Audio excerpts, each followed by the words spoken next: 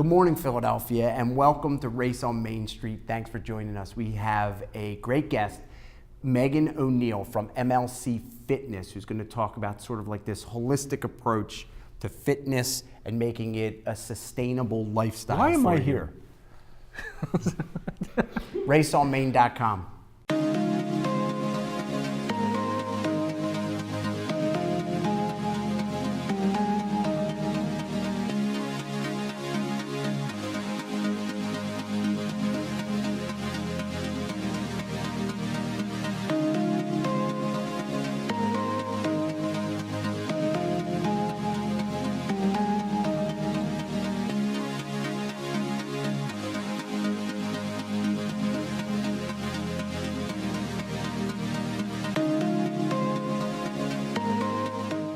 Good morning, Philadelphia, and thanks for joining us for what I think is going to be a pretty informative and a little bit more fun show than some of the ones we've had in the past, just because the topic is, I think, it can be a little bit more fun. We have Megan O'Neill from MLC Fitness. You can visit her at mlcfitness.com, and for all of our past shows, you can visit raceonmain.com, where you will see Megan. You'll see all of our past shows and everything in between. Megan's a terrific guest. She's got about 20 years of working experience as a personal and fitness trainer. She's a very interesting background. She's an attorney. She is a motivational speaker, a keynote speaker, and I actually think she could be a wizard. So she's got a terrific background, so we're going to hear some great stuff regarding her. But before we get started, I have to think of a new intro. Before we get started, him. Here I am. Here he is. Here I am, yeah. And the side help thing, I have to talk to Jake about it. Well, I was going to call you out on the wizard thing because I know, but I know what you're going to say. Yeah, which is, I mean, it's kind of derogatory, I guess, because, you know. Of course it is. But, you know, Harry Potter, they make it very clear a female right. wizard is a witch. Yeah, so, I got it. You know, it's just how it is. I'm not calling anybody a witch. No, I don't think that's right. Yeah. I don't think you should. So, no. So yesterday, pitchers and catchers reported. Really? Already? Yeah. Now I know when this airs, we'll be midway through baseball season, but right. You know, it's a fine day, and there's hope. Yeah. 162-0 this year. I think they're going to go and. The funny thing is, when this plays, I still won't know any players on the Phillies. Well, that's probably true, and quite unfortunately, neither will a lot of people in Philadelphia because it's a whole new crop of people. There you Ryan go. Howard has now moved on, so there are 0 players left from the last championship in 2008. Really? So it's an entirely new team. Wow, nobody knew. There's plenty of new. There's nobody from. Yeah, I mean, that was 9 years ago. Right. Or 10 years ago, time whatever to recycle. It is. Yeah, and the big story I think in the Phillies training camp is going to be this kid Aaron Nola, who's a right-handed pitcher. He's 23 years old. They shut him down at the end of last season because he was a little hurt, but he's the future. All right. So let's see if he can be the Joel Embiid, you know, swat of the baseball team. That wouldn't be so terrible. I mean, look, good teams bring wealth to the city. It's all about revenue, yeah, and happiness, fantastic. And all that other stuff. So what's Main Street talking about? Main Street's talking about Donald Trump.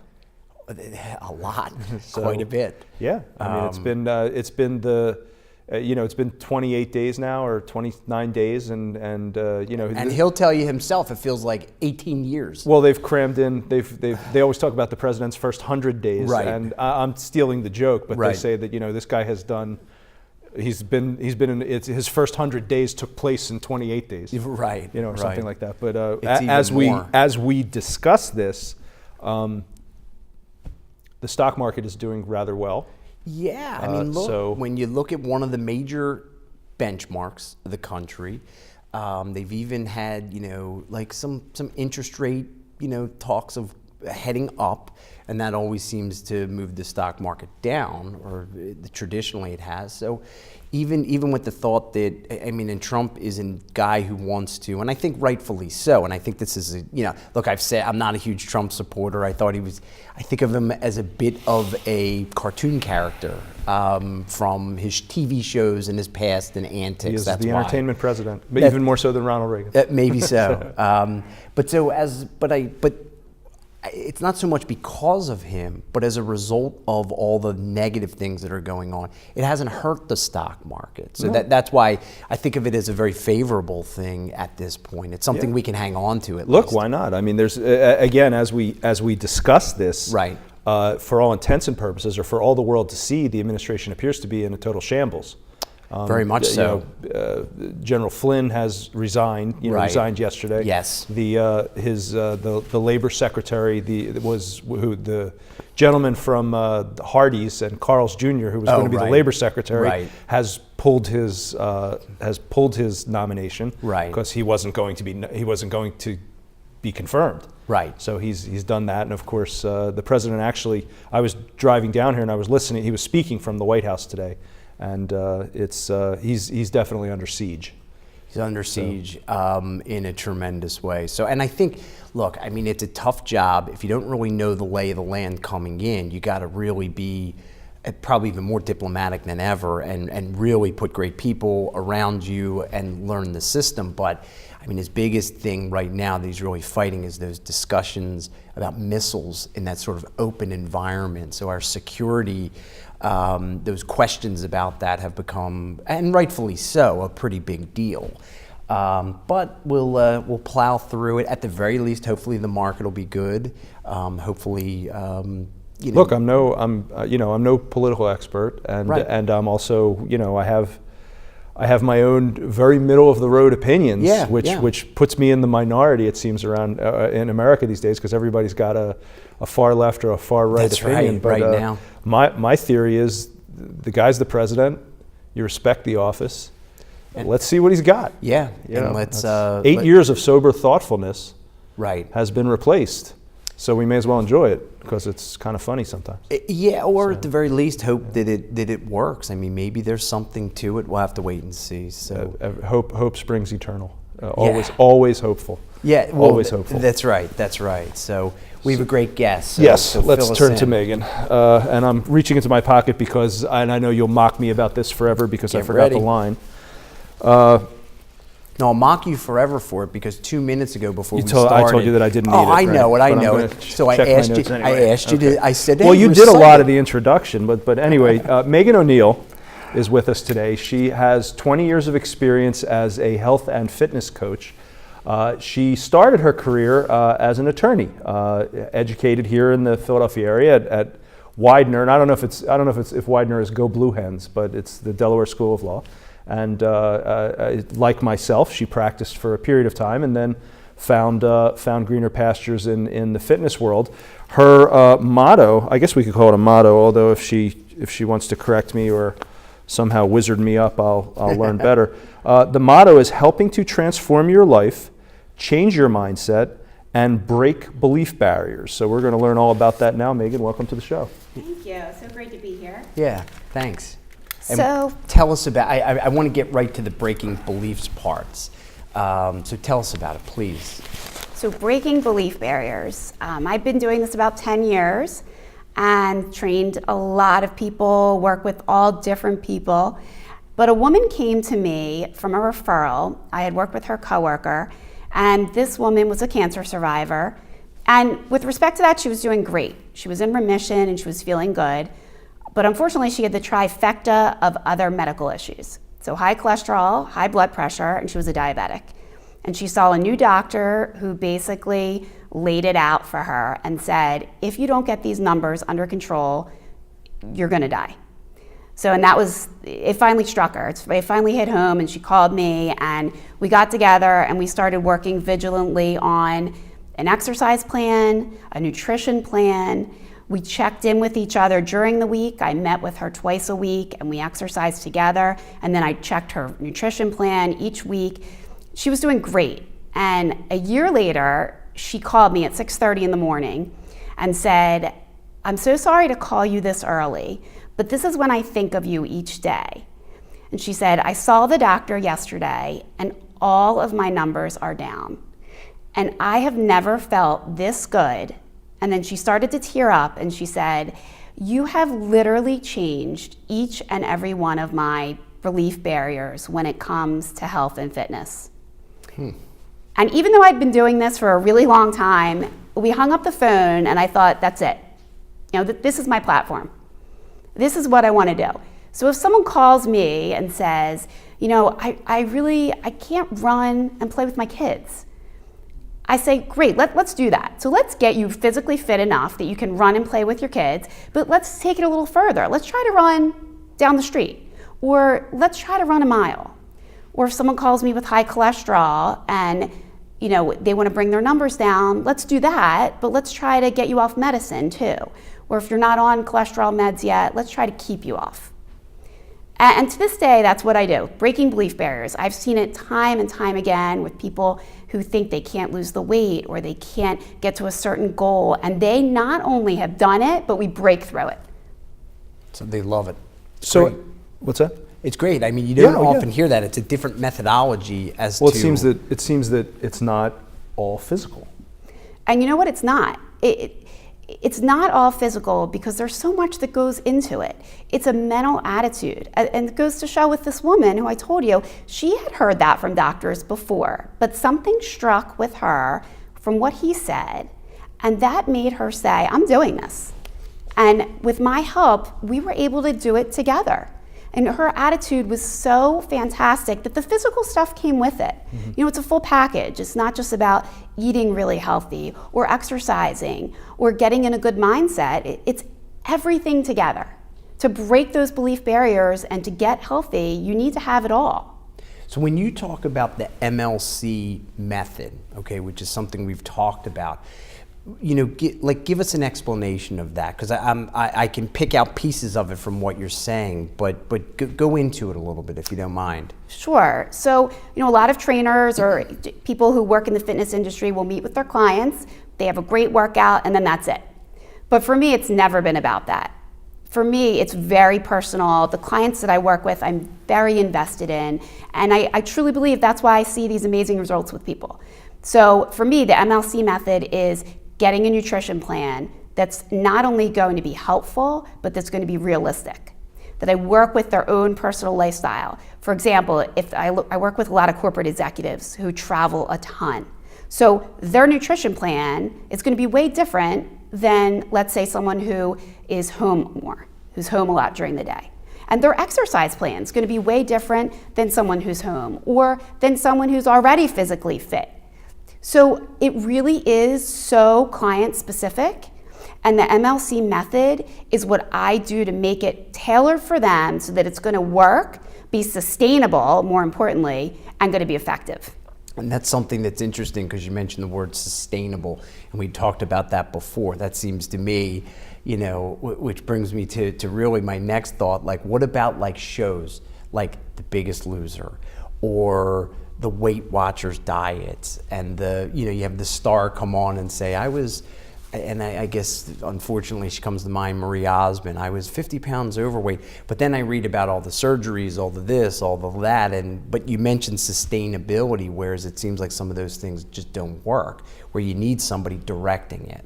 Oh, absolutely, and then that's what we've talked about with the diets, is that there's so many different diets out there. So, U.S. News and World Report just put out a study of 38 different diets. It's just an astounding number. And the reason that there's so many is these things are not sustainable. So if you can't do your diet and exercise plan for a lifetime, honestly, I tell people skip it. If you can't sustain it for a lifetime, don't do it. Because life is long, and health and fitness we want to be a lifetime of this, not 5 minutes or next month we want to be healthy or next year for a big event we have, but we want to be healthy for a lifetime. So if you can't sustain what you're doing for a lifetime, don't do it. Do you get a lot of pushback from your clients with regard to the concept of sustainability versus a quick fix? I do. I can't tell you. Even my clients who I've worked with now for 10, 12 years, once in a while I'll still get a text message or an email. What do you think of this cleanse? Or how about this cleanse along with, this very extreme food challenge? And my answer is always the same. And now they just laugh because they know. Again, that may work for a couple weeks, and you may lose a lot of weight. On these shows, like you said, The Biggest Loser, people are losing big time weight. But you know what? A year from now, 2 years from now, it's not still off. They're gaining it back. And article after article has been written about them, especially the people who are losing so rapidly. It doesn't stay off. And now you set yourself up for failure. So really the whole goal to it, like anything else, is creating good habits. So we have to go in, create good habits. This is this sort of sustainability. And then if we create those good habits, just like, you teach your kids brush your teeth every day. So morning time, maybe one other time, and at night, whatever the case may be, you're building in these good habits, and it becomes a thoughtless process. And it sounds like that's really the target. Well, Absolutely. I don't want to put words in your mouth, but it seems like I understand what you're saying by thoughtless process, but I think there's thoughtfulness is as important as the physical aspect of doing a push-up. You have to think about, you have to have an understanding of why you're doing the push-up or why you're not eating the second piece of chocolate cake, as opposed to just showing up and doing the physical exercise. Oh, absolutely. And we go through that, and lots of the people that I work with, whether it be my own personal clients or when I go out and speak at businesses, what we talk about is the nutrition portion of it too, and why. Why can't we just load up on added sugars, and why is saturated fat bad, and how do we take a proper diet plan so that we are lowering our prediabetes numbers or diabetes numbers, even worse, or cholesterol or blood pressure. So it's important that certainly that it's a thoughtful process, so that instead of just restricting yourself, say you can't have this and you can't have that, you're limiting, but with an understanding of why you're doing it. And it sounds like a great plan. I mean it from a thoughtless process, as that you just do, it becomes so natural an element. It's like an extension of yourself. Yeah, you brush your teeth every day. Yeah, and that right, this is just the way I do things, and it's very helpful, and it keeps me healthy, and it makes me feel great, and I get away from the idea that instant gratification of a piece of cake versus how it's going to make me feel over the next few hours kind of thing. So good though. Hey, look, sugar is the temptation of the gods, I guess. Yeah, But so tell us a little bit about the business side to it. I mean, obviously you have a business to operate. So give us some of the things regarding that. You mentioned you talked to some conversations with businesses, things like that. You have personal clients that you train with. I know that there are even group settings for you. How does it work? How do you market? Yeah, and how do you market it? So I work with clients one-on-one and then in small group settings. I've also now expanded to Skype. So for a long time I was turning down clients who were too far for me to travel, but now with the technology that we have, in Skype and everything else, it's very easy to do that. So I Skype with a lot of clients. They're the still hour sessions, but we do it via Skype. And then we check in during the week after the Skype sessions, just like I would any other client, and we make it that process so that we're working together all week. So in addition to the training my one-on-one clients and small groups, what I do is I go out to businesses, small businesses, nonprofits, all the way up to global businesses. I just spoke at Microsoft last week, and I do a variety of things there. So I'll be the keynote speaker if they're having an event. I may schedule, if they're having, let's say, a women's retreat at one of these large companies, they'll bring me in to either speak or do a class or, do a 5K run for the group. Sometimes they'll be starting a health and wellness program at one of these businesses, and they'll call me to come in and kind of get that on track, check in with people's nutrition. Bring me in once a week, meet with their employees who want to do it, and have me review their nutrition with them, have me review their fitness. Some companies are setting up gyms, which is such a great idea, in their buildings, in their offices for all their employees. They'll have me come in and help them plan that out. Maybe do a class or two to get them started, help them plan out what the gym's going to look like, and help their employees that way. So the benefits to the businesses, I would imagine, outweigh the expense. So there's an expense to it, but they realize a healthier employee base, a healthier, whether it be from physical activity, from... It also creates camaraderie. Yeah, oh yeah, that's actually, I never thought of it like that. Just getting people up out of their chairs, I guess, a little bit more throughout the day as well. Let me ask you a practice question. In one of my former lifetimes, I was in the health and fitness industry also. Back then, and this was around the turn of the century, so 15, 18 years ago, we were still getting a lot of pushback from women about, I don't want to put on too much muscle. Do you still hear that kind of thing, or have people gotten beyond that? You know what they do? Women sometimes are still concerned about lifting weights and bulking up a little bit. And honestly, unless you are bodybuilding with really large weights, it just doesn't happen. And I explain that to them. And once we go through the process, they're very amenable to it because women are at such great risk for osteoporosis. So after 50, just 50 years old, 1 in 2 women will break a bone due to osteoporosis. It's just astounding. And that's because, well, that's a function of being a woman, but that can be alleviated through weight-bearing exercise. Absolutely. So any kind of resistance training that you can do, whether it's different kinds of cardio, whether women are lifting weights, jumping rope, anything that you're weight bearing is so important. And the big part of that is the weight training. And it doesn't just have to be lifting weights, but using resistance bands and using body weight. So we talk about that. And once they understand that, they're pretty much all in, because it really, really can help prevent osteoporosis and build up the bone density.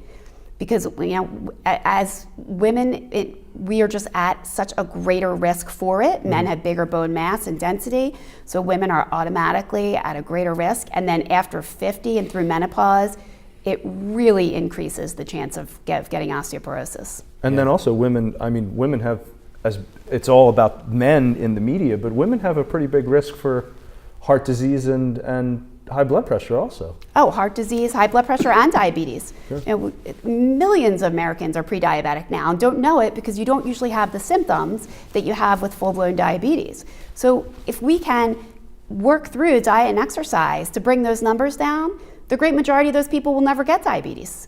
Yeah, it's not fun. So Scott's I'm a diabetic. Type 1 diabetic. So excuse me, for a long time. So I know what you mean about when you talk about all the numbers. There's lots of them to balance. So mine's a little bit different. You don't manage it necessarily just through exercise and diet. There's other things, or you die, quite frankly. But it seems like there's so much of that out there, more than ever. I blame McDonald's. Yeah. For your diabetes? No, for everybody's. Well, that's. So which is I'm teeing you up on this one. Okay, so hit it long and hit it straight. Which is more important, diet or exercise? So everybody asks me that, and I think secretly people are just hoping I'm going to say it's one and not the other. Nah. Honestly, it is just a combination. I mean, it is simple in the respect that calories in versus calories out. So it's the more you burn against the less you take in is how you lose the weight. But everybody burns weight at a different rate. So some people are blessed genetically and have a very high metabolism and can eat a little bit more and still lose, but other people are not.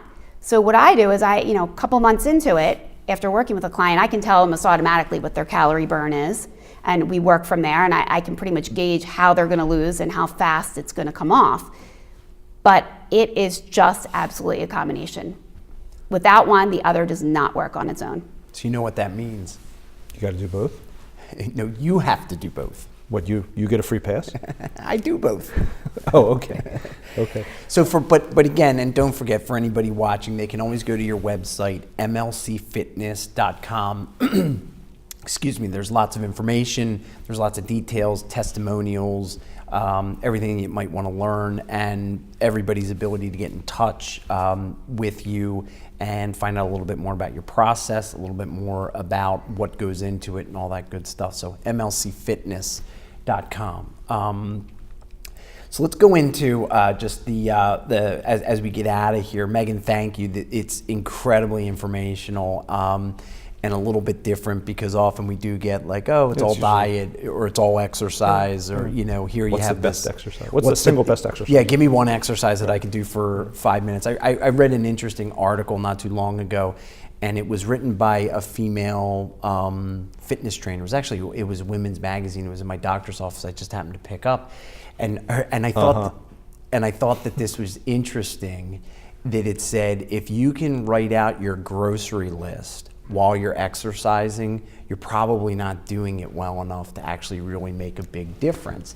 And I thought that was kind of interesting, that like if you're sitting, writing, on a bicycle or whatever, kind of like doing whatever, it might not be enough kind of thing. So, but with that, we talk about diet. I looked up some of the craziest, that was their term, international diet fads. So we'll go through a few of them. I don't think you've seen this. So have you heard of, yes or no, Japan's long breath diet? Long breath. Long breath. I have not. Yeah. So I actually thought this was kind of interesting because it was more about sort of almost like meditation, long, deep breaths. A man had tried it while you're eating. No. No.